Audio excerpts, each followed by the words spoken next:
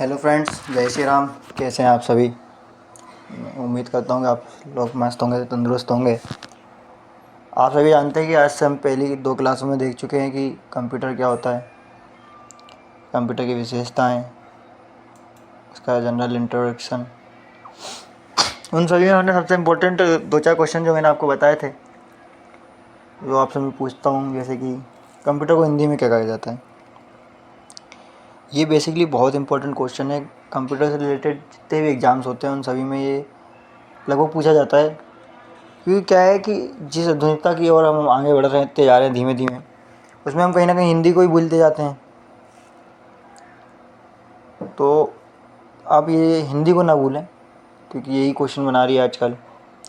और full form किसी भी चीज़ के नाम, या चाहे वो हिंदी में हो या इंग्लिश में, और उनके फुल फॉर्म किसी भी एग्ज़ाम के लिए बहुत ज़्यादा इम्पोर्टेंट होते हैं।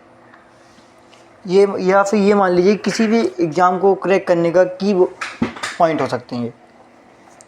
तो आप सभी बताएं कंप्यूटर को हिंदी में क्या कहा जाता है। कंप्यूटर को हमने बताया था कि कंप्यूटर को हिंदी में संगणक कहा जाता है। फिर उसमें हमने CPU बताया था थोड़ा सा। CPU में प्रोसेस होती है ना पूरी, CPU को फुल फॉर्म बताया था, सेंट्रल प्रोसेसिंग यूनिट। फिर हमने कंप्यूटर की कुछ विशेषताएं पढ़ी, फिर उसमें कुछ कमियां होती हैं वो पढ़ी। आज हम पढ़ेंगे कि कंप्यूटर का जो सबसे मेन पार्ट होता है CPU। आप सभी जानते हैं कि CPU, हमने पहले ही बताया था कि CPU कंप्यूटर का मस्तिष्क भी कहा जाता है। तो आज हम CPU के बारे में जानकारी इकट्ठे करने की कोशिश करेंगे। आप सभी को मैं बता दूं कि CPU कितना इम्पोर्टेंट है, इसके अंदाज़ा इस बात से लगाया जा सकता है कि CPU कंप्यूटर का मस्तिष्क कहा जाता है। अब मस्तिष्क कहा जाता है तो इससे ये अंदाज़ा कैसे लगा लें कि वो कितना इम्पोर्टेंट है। आप सभी ने अपने स्कूल लाइफ में पढ़ा होगा कि हमारे शरीर के बॉडी के अंदर जितने भी कार्य होते हैं उनको कौन कंट्रोल करता है? मस्तिष्क। तो मस्तिष्क कंट्रोल करता है तो मतलब वो इम्पोर्टेंट पार्ट है। और यही जो मस्तिष्क वर्ड है वो अगर किसी और चीज़ को दिया जा रहा है, किसी के अंदर, जैसे कंप्यूटर के अंदर दिया जा रहा है वो CPU को, तो आप सोच सकते हैं कि वो कितना इम्पोर्टेंट होता है। ठीक है, तो अब ये कंप्यूटर के अंदर CPU बहुत ज़्यादा इंपॉर्टेंट है। वो तो CPU को फुल फॉर्म होता है सेंट्रल प्रोसेसिंग यूनिट। इसका सबसे मेन कार्य होता है कंप्यूटर को संचालित करना। कंप्यूटर में कुछ भी इनपुट दिया गया है तो इसके द्वारा दिया जाएगा, उसमें प्रोसेस हुई है तो इसके द्वारा आउटपुट मिला है तो इसके द्वारा। इन सबको हम मेनली अच्छे से जानते हैं। जैसे कि हम सभी जानते हैं कि भैया हमारे शरीर के जो मस्तिष्क है उसके कितने पार्ट्स होते हैं? 3। कौन कौन से पार्ट्स होते हैं बताइए आप? इसमें 3 पार्ट्स होते हैं, जैसे control unit, CU। Full form मैं अभी भी बार बार आपको ये चीज़ बोल रहा हूँ कि फुल फॉर्म ज़रूर याद रखें। CU control unit, ALU arithmetic logic unit, तीसरा होता है प्राइमरी मेमोरी, या जिसे मेमोरी यूनिट भी कहा जाता है। तो MU और PM भी पूछ लिया जाता है इस फुल फॉर्म के रूप में। ठीक है, जैसे कि अब ये इसको मस्तिष्क का है तो ये इसके मस्तिष्क जैसे पार्ट भी होना चाहिए ना। तो हम सभी जानते हैं कि जिस प्रकार मानव के शरीर के मस्तिष्क के 3 पार्ट होते हैं, कौन कौन से होते हैं? बायोलॉजी में पढ़ा होगा आप सभी ने, बताइए। CU मैं कंप्यूटर CPU बताने लगा। अगर मस्तिष्क, पार्श्व मस्तिष्क और मध्य मस्तिष्क।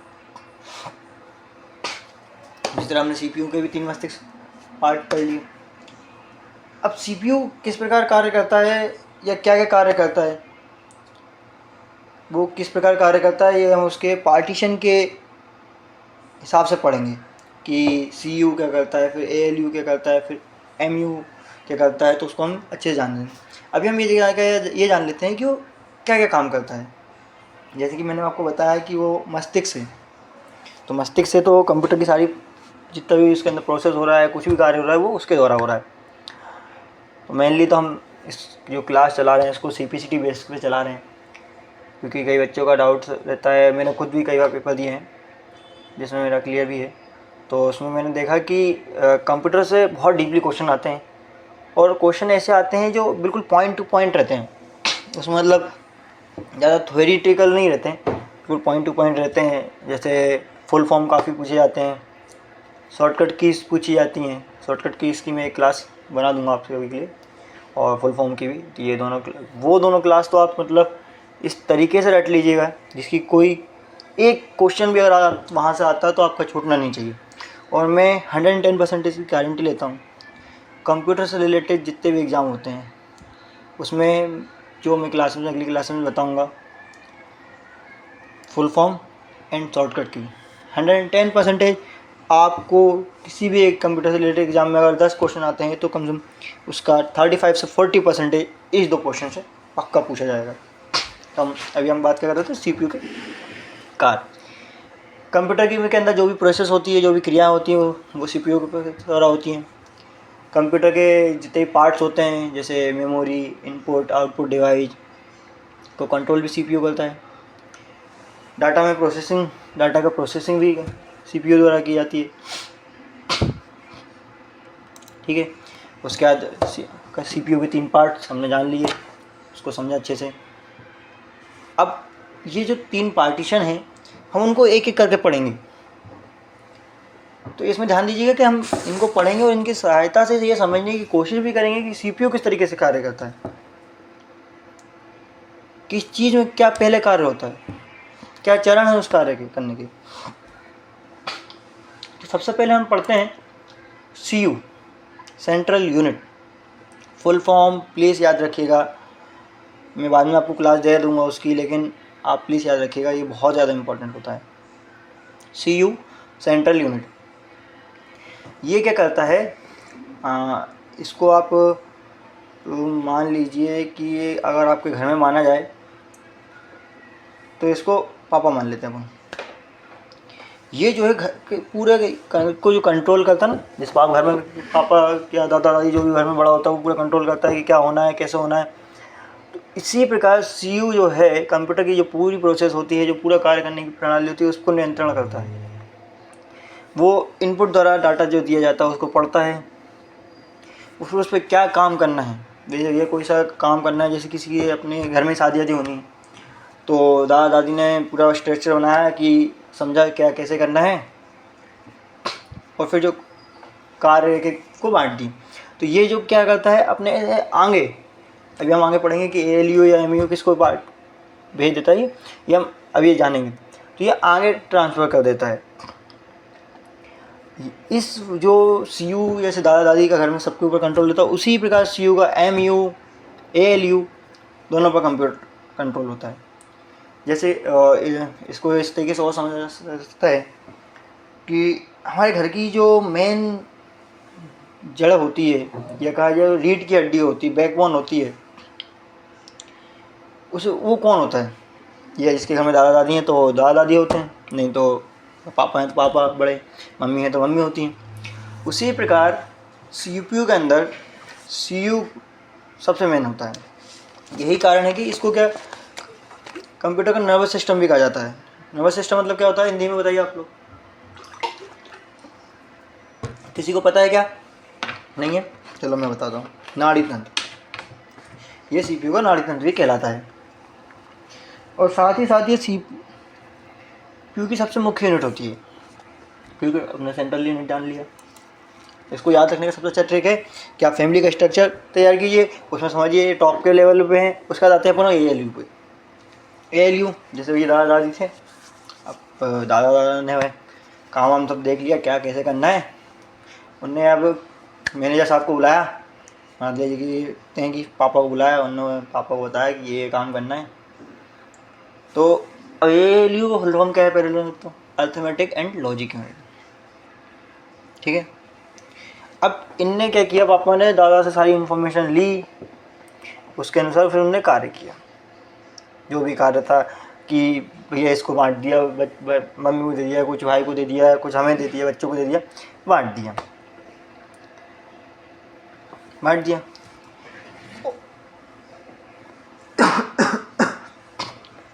अब इसमें एक चीज़ और होती है कि पापा ने दादा दादी से काम सीखा था कि मतलब क्या करना है कैसे करना है। अब सारा काम हो गया, तो ये जो काम हो गया उसका लेखा जोखा वो किसको बताएंगे कि दादा ऐसा ऐसा हो गया पापा जी, वो बताएंगे। उसी प्रकार ALU भी क्या करता है, मेमोरी से डाटा लेता है, मेमोरी और मेमोरी में ही वापस भेज देता है। मेमोरी मतलब समझ सकते हैं कि सेंट्रल भी वापस भेज देता है। ठीक है। ALU की सबसे अच्छी चीज़ ये है कि इसके कार्य करने की स्पीड ना बहुत ज़्यादा रहती है। वो कार्य करने की स्पीड ज़्यादा रहेगी भैया, ऊपर दादाजी डंडा लेके बैठे हैं तो इसकी जो स्पीड होती है लगभग 10 लाख पर सेकंड की होती है। मतलब 10 लाख गणनाओं को ना ये 1 सेकंड के अंदर ही कंप्लीट कर सकता है। आप इमेजिन भी नहीं कर सकते हैं कि कितना फास्ट होता है। अब जैसे कि भाई इसकी गति तेज क्यों होती है, ये इस पर हम बात करते हैं।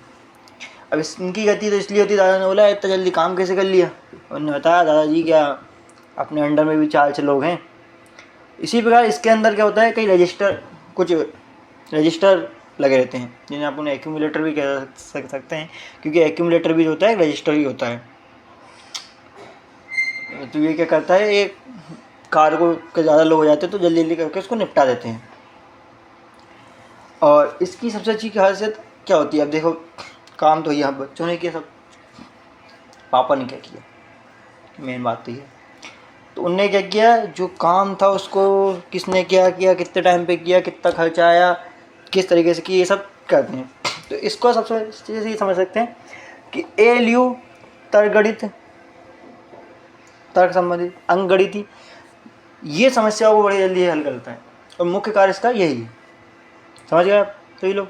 ALU को मेरे हिसाब से समझाया गया है, शायद मैंने कोशिश की है, मुझे लगता है कि आप लोगों को समझ में भी आया होगा। तो आप लोगों को समझ में आ गया। अब हमने भैया इसके अंदर आपने एक्यूमुलेटर की बात की है, बच्चों की बात की है, तो उसके बारे में थोड़ा सा बताना तो पड़ेगा। तो एक्यूमुलेटर जो क्या होता है, ये जो भी हमारे पापा ने जो अंकगणितीय क्रियाएं और ये सब किए हैं, उसका जो प्रोसेस होती है वो उसमें को जो कंप्लीट करने के लिए होता है वो होता है। ठीक है। ये हमारे जो प्रोसेसर होता है उसका ही भाग होता है। CPU सेंट्रल प्रोसेसिंग क्या होता है, ALU के साथ काम करता है, अर्थमेटिक लॉजिक यूनिट कह सकते हैं आप इसे। प्रोसेसर का भाग है क्योंकि ये अब इसमें भैया कोई सी भी जब गणनाएँ होंगी, कोई सी भी मैथमेटिकली या लॉजिकली गणनाएँ होंगी, तो उसमें पार्टिसिपेट कौन करेगा, आप तो ये बताइए। जैसे आपने घर का स्ट्रक्चर समझ लिया, ठीक है, दादाजी ने कुछ भी काम दिया पापा को, तो पापा ने दादा बांट दिया तो किस में बटा, वो रजिस्टर और एक्यूमुलेटर में बटा। तो जब एक्यूमुलेटर कौन है, हम लोग हैं। तो जो पापा ने जो फिर वो बना के दिया दादा दादी को कि भैया इतना खर्चा हुआ इस टाइम पे हुआ, ठीक है, तो जब ये बताया तो इस नंबर में पार्टिसिपेट किसने किया, एक्यूमुलेटर ने। एक्यूमुलेटर मतलब हम लोगों ने, ठीक है। और ये एक्यूमुलेटर जैसे कि हम लोग क्या करते हैं इसमें, हम लोग क्या क्या फ़ायदा होता है पापा मम्मी को, जैसे ज़्यादा लोग रहते हैं उसका क्या फ़ायदा होता है। ज़्यादा लोग को अगर एक छोटा सा काम आप में समझ लेते हैं, क्योंकि मैंने आप लोगों को एक काम दिया, ठीक है, एक काम दिया, वो काम एक व्यक्ति आधे घंटे में कर रहा था, ठीक है। तो मैंने बोला यार टाइम ज़्यादा लग रहा है, इसको 2 लोगों में बांट देते हैं। तो कितना टाइम लगेगा, 15 मिनट। मैंने कहा और लोगों में बांट देते हैं, तो मैं जितनी ज़्यादा संख्या बढ़ाऊँगा काम की स्पीड उतनी ज़्यादा बढ़ जाएगी। यही वो काम एक्यूमुलेटर काम करता है, ठीक है। मैं जिस तरीके से समझा रहा हूँ मुझे और आप लोगों को समझ में आ रहा हो, लेकिन एक जो लैंग्वेज आप PPT के हिसाब से पढ़ते जाइएगा और नोट्स भी बनाइएगा, तो ये PPT दी गई है, उसमें आप और अगर शॉर्ट करना चाहते हैं या शॉर्ट हो सकते हैं आपसे तो कर लीजिएगा। वैसे मैंने अपनी पूरी कोशिश की है कि ज़्यादा जितने शॉर्ट्स नोट्स हो सकें उतने शॉर्ट्स नोट मैं आपको प्रोवाइड करूँ और जितने अच्छे से हो सके उतने अच्छे से समझाऊँ। तो शायद समझाने में जो वर्ड लिखे हैं उसका उपयोग बहुत कम कर रहा हूँ कि आपको अच्छे से समझ में आ सके, क्योंकि कंप्यूटर एक ऐसी लैंग्वेज है जो मतलब प्रॉपर हिंदी नहीं कह सकते हम उसे, तो उसे समझने में थोड़ा टफ लगता है। लेकिन हमें क्योंकि एग्ज़ाम दे रहे हैं और एग्ज़ाम ऐसे तो चलेगा नहीं कि भैया राम रखी राखा कुछ भी कर दो हो ही जाएगा, ऐसा नहीं होता है। तो इसको आप थोड़ा देख लीजिए। अब CU पढ़ लिया, ALU पढ़ लिया, अब पढ़ेंगे हम MU। अब MU का फुल फॉर्म क्या होता है, मेमोरी यूनिट। मेमोरी यूनिट आप समझ सकते हैं कि नाम में ही ये अपने आप को क्या बताना चाह रहा है। ये नाम से ही बता रहा है कि मैं क्या हूँ और कैसा हूँ। मेमोरी, ठीक है, मेमोरी से आप अच्छे से समझ पा रहे होंगे। मेमोरी में क्या होता है, कई रजिस्टर लगे होते हैं। इसमें भी क्या होता है, कई प्रकार के रजिस्टर होते हैं। ये रजिस्टर भैया होते क्या हैं, उसमें तो आपने बता दिया एक्यूमुलेटर बच्चे, बताओ इसमें भी सेम ही कहा जाए तो बिल्कुल सेम ही पार्टीशन देता है। क्योंकि क्या होता है, अब उसमें जो काम कर रहे थे, काम किस में कर रहे थे, ये मेमोरी में डाटा सेव हो रहा था, फिर मेमोरी में से ये वाली मेमोरी से जाकर उस मेमोरी में जा रहा था। उसी प्रकार इधर भी वही है, मेमोरी यूनिट को ही रजिस्टर कहते हैं। सबसे मेनली आप ये देखिए कि मेमोरी यूनिट कोई सी भी मेमोरी होती है उसको ही रजिस्टर कहते हैं, ठीक है। अब इन रजिस्टरों में क्या होता है, ये रजिस्टर का जो समूह होता है ये कंप्यूटर की अस्थायी मेमोरी, इन्हें कंप्यूटर की अस्थायी मेमोरी भी कहा जा सकता है। अस्थायी मेमोरी मतलब कि ये क्षणिक, मतलब इसके लिए वो डाटा, इसमें वो डाटा रखा जाता है जिसको अधिक समय के लिए स्टोर करके नहीं रखना होता है। ये आप ये इसमें कौन सा गूगल पर अपने कुछ सर्च किया, ठीक है, अब इसको क्या हम चाहते हैं कि साल वर्ष रहे हमारे प्रोसेस में, जब चार डिलीट करके हटा दो, अस्थायी है। कई बार तो हमने देखा हुआ है कि जब डाटा की लिमिट हो जाए सेट कर देते हैं, भैया 50 फाइल हो गई तो 91 आएगी, तो जो सबसे पहले फाइल सेव हुई होगी वो ऑटोमेटिकली डिलीट हो जाएगी, ठीक है। अब ये जो मेमोरी को आप सबसे अच्छे समझ लेते हैं, मैं इसको थोड़ा थ्योरेटिकल तौर पे आपको समझाने की कोशिश करता हूँ, पढ़ के बता देता हूँ तो उसको समझाने की कोशिश भी करता हूँ। रजिस्टर मुख्य मेमोरी के भाग नहीं होते हैं। मुख्य मेमोरी ये जो मेन मेमोरी होती है जिसमें हम अपनी फाइल सेव करके रखते हैं, जो हम सालों बाद 10 सालों बाद का डाटा इकट्ठा करके रखते हैं, वो मुख्य मेमोरी को पार्टीशन नहीं होता, ये अलग ही नॉर्मल मेमोरी है। इनमें सूचना अस्थायी रूप से संग्रहित रहती है। इसमें इन जो मेमोरी है इसमें सूचना क्या होती है, अस्थायी रूप से संग्रहित रहती है। मतलब कोई परमानेंट नहीं है कि भैया यहाँ पे सेव करके रख दी तो रहेगी, ऐसा कुछ नहीं होता है। किसी भी रजिस्टर का आकार उसकी बिट संग्रहित कर सकता है, तो इसे 8 बिट रजिस्टर कहते हैं। 16 बिट रजिस्टर वाले कंप्यूटर साधारण, जबकि 32 तथा 64 बिट के प्रोसेसर भी उपलब्ध हैं। अभी जो 8 बिट के रजिस्टर हैं तो आप इसका मतलब ये है कि जो 8 GB रैम आती है, 16 GB रैम आती है, 32 GB रैम आती है, 64 GB रैम होती है।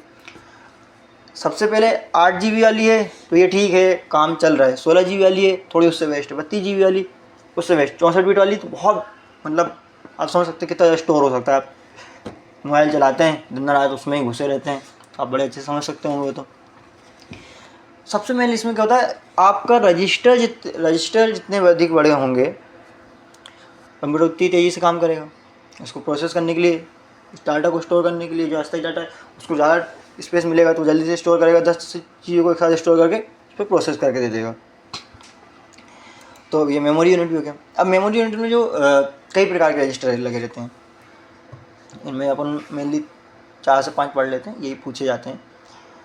तो सबसे पहले इसमें प्रोग्राम कंट्रोल रजिस्टर, इसमें अब नाम से ही समझ में आ रहा है कि जो जितने प्रोग्राम होते हैं निर्देशों का ये क्या करता है, जितने भी निर्देश आते हैं उनके जो एड्रेस होता है उसको अपने पास स्टोर करके रखता है।